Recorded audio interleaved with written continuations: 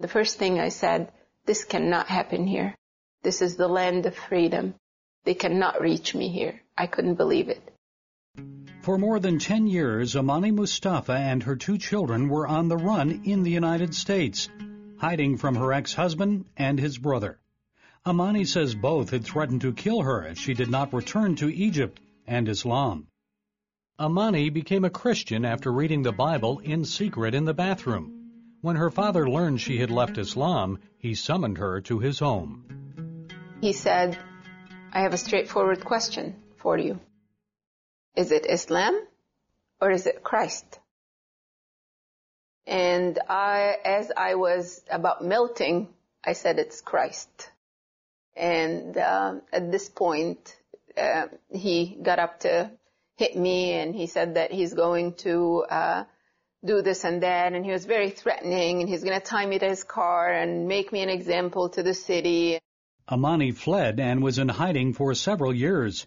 She later married a Muslim who promised she could practice her Christian faith in secret.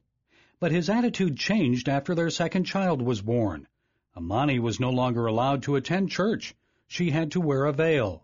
Still a Christian in her heart, Amani says she struggled when her husband forced her to read the Quran, the Islamic holy book, to their children. I felt like I'm feeding my children poison. And that was the hardest thing. To know the truth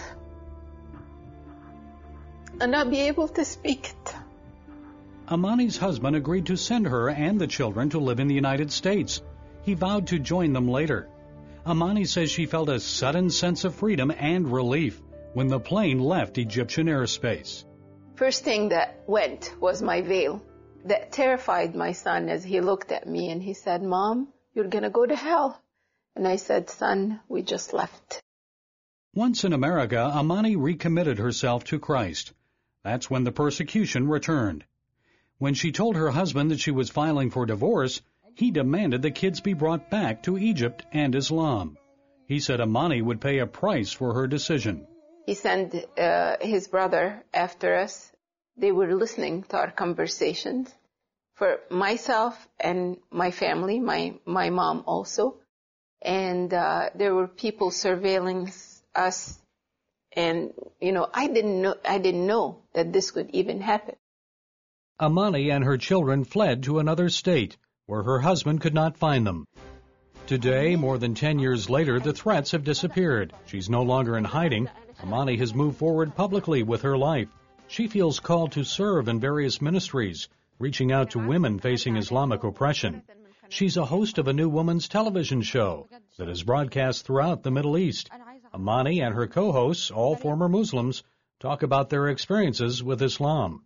There are so many women living under Muslim husbands or Muslim fathers or Muslim families that are living the same things that I lived back then. There are so many women that need to know and hear about the freedom of Christ that I experience today. Those tears are not tears of pain, but actually they are tears of appreciation, because now I know that I am saved through the grace of Christ. Amani feels privileged to share her joy on television, and she's proud of her children. Son Joshua has become an ordained pastor. Her oldest daughter is also in ministry. Amani now enjoys a loving marriage with her American Christian husband and their daughter, Mary. I am convinced that every experience I lived through in my life, it was to be for His glory, to be used for His glory. You see, we have a choice. Either we sit and mope and weep over our spilled milk, or we can just use the hardship and the bad experiences for His glory. And I choose to glorify God's name. Gary Lane, CBN News.